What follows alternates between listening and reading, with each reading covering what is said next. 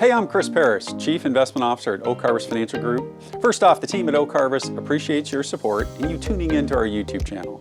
If you like our content, please refer our channels to your friends and family. We released our first half 2022 outlook on December 3rd of last year under the title, Curb Your Enthusiasm, Yields to a Bull Market Buy. It can be found on our website at oakharvestfg.com or in video format on our YouTube channel. Check it out. We hope you become a subscriber to our content. Today we're going to talk about technology stocks, volatility, and diversification. So I believe it was Mike Tyson who said, everyone has a plan until they get punched in the face.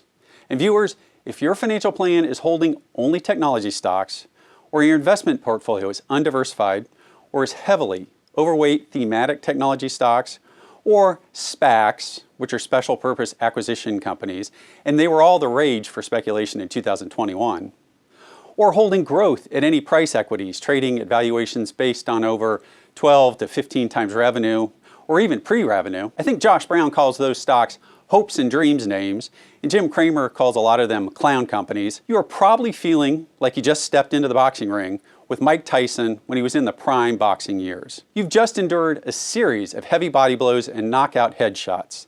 The month of January has not been kind to your undiversified portfolio. In fact, the last year has not been overly kind to your holdings, as almost every single one of these equity styles peaked on an absolute or relative basis to the S&P 500 in mid-first quarter of 2021. In analyzing the technology group and Nasdaq index, I'm going to use the QQQ, that's called the triple Qs, Nasdaq 100 ETF during this presentation. This is the top 100 largest market cap stocks in the Nasdaq. It's weighted by market cap. So Apple is almost 12% of this ETF, Microsoft 10%, and Amazon 7% of its weighting. It's about 25% internet stocks and 17% both software and semiconductor stocks. Here's a daily chart of the QQQ ETF going back a few years. As you can see, it's a generally up and to the right chart.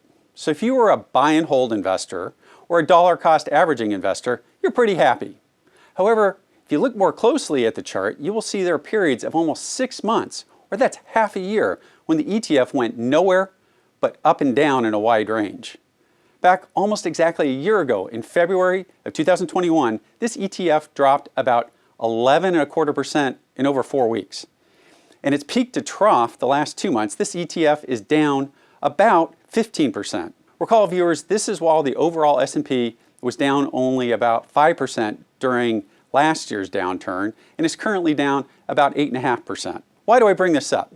To show viewers over shorter time frames, which I characterize as days, weeks, months, and even a few quarters or even a few years, there is no free lunch in the stock markets outside of diversification. While technology stocks have generally grown faster and outperformed the S&P 500 over the last 10 years, they also, by nature of their high revenue growth, have lent themselves to periods of higher volatility than the overall markets, and there have been periods of time measured in months and quarters when they've underperformed a broad diversified portfolio of holdings such as the S&P 500. Such has been the case year to date in 2022, and more or less for over 12 months dating back to early 2021.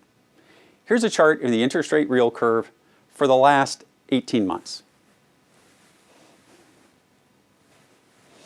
You will see that in the first quarter of 2021, it's right here, the yield curve peaked in its steepness and has been flattening more or less ever since.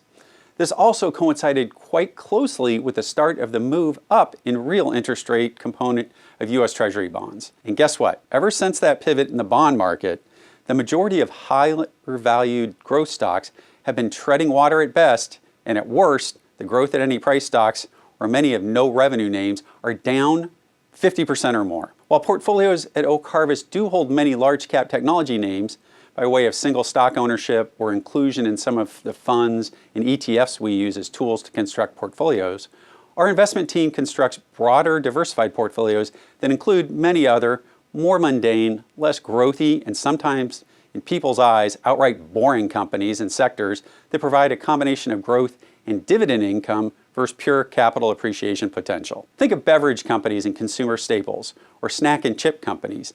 in addition to the more sexy computer semiconductor chip kind of technology stocks selling into cell phones or the metaverse. As for our thoughts on where large cap technology stocks stand now alongside their volatility, here's a chart of the VXN index, which tracks the volatility in the Nasdaq. It's like the VIX index calculation for the S&P 500. Last week, this index touched 35, and as one can see from the chart over the last 5 years, short of the COVID panic, this index rarely reaches 35.